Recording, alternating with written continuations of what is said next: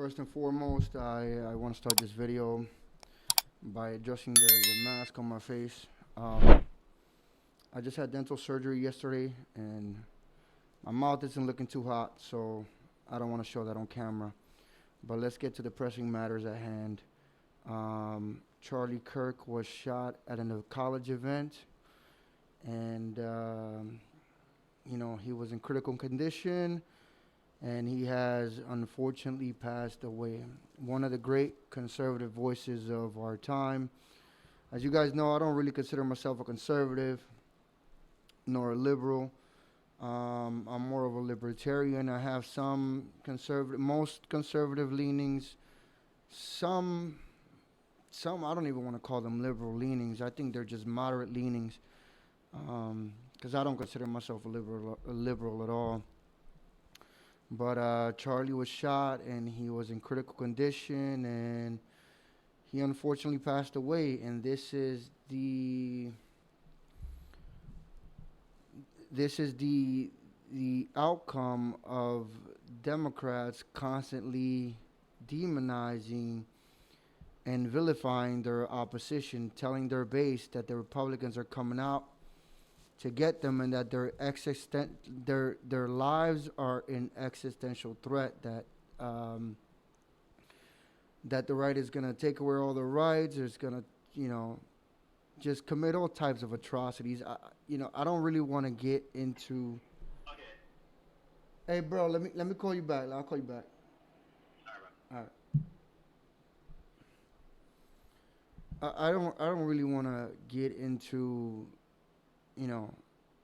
It's kind of hard trying not to make it political when it is obviously a political. When it's a political matter, this was a political assassination. I mean, because this is what it is. He was a very prominent person within the right. Went to college campuses to talk to college students, and had firm beliefs. He never hurt anybody. He never did anything that warranted this assassination, because this is what it was. But as I've said in previous videos, the left believes that words are violence. And so, since they believe that words are violence, they believe that they have to respond in kind. A lot of people on the left side of the aisle are mentally ill, and the politicians keep drumming them up. There was on the news when he was shot.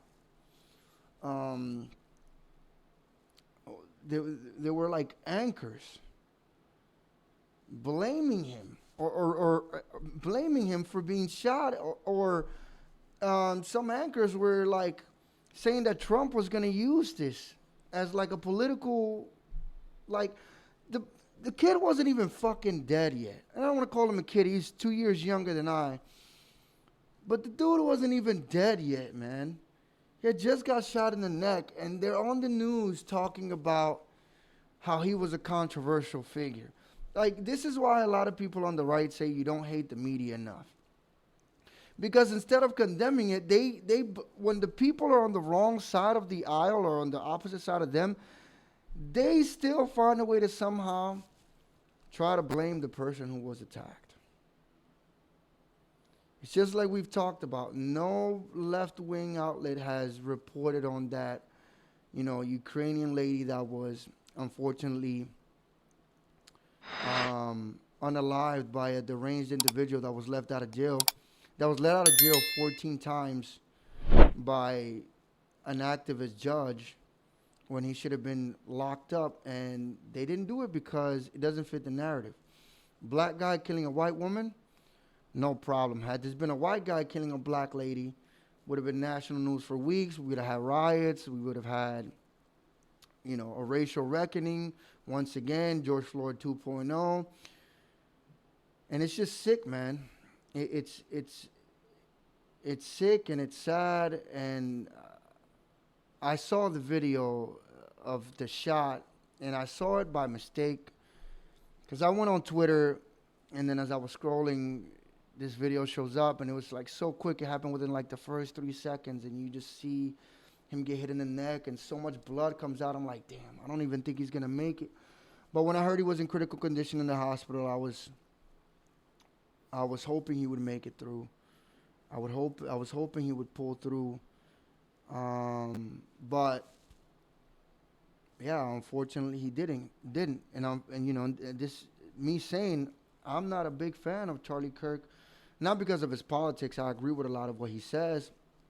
Just not a guy I personally follow on social media like that. But this is just sad to see, and this is, like I said, this is the final outcome. This is the inevitable outcome of left-wing politicians and left-wing media telling the people on their side that the other side is coming to kill them all by just having arguments, and them not ever condemning violent attacks against right-leaning people. It's just, it's sad. So I'm sorry for Charlie. I'm sorry for his family. I'm going to pray for them. You know, like I said, I've been on TikTok. Well, I haven't really been on TikTok. I tried to go on, but when things like this happen, I kind of try to stay away from social media because just I know that the things I'm going to see, the negative things I'm going to see are going to put me in a bad mental spot. So I try to avoid it. But I did also see a compilation on Twitter of like people laughing about it. Like people on the left, they're celebrating this because they love to them. This is normal. This is what we should do. And it's beyond sick. It's beyond sick, man. He left behind a wife and 2 kids. Guy never heard a fly. Just shared his opinions on college campuses, and he took a bullet and died for it. All he did was try to change young college students' minds.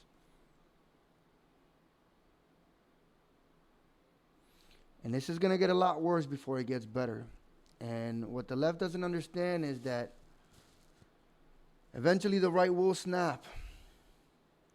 There's only so much you can poke the bear before the bear attacks back.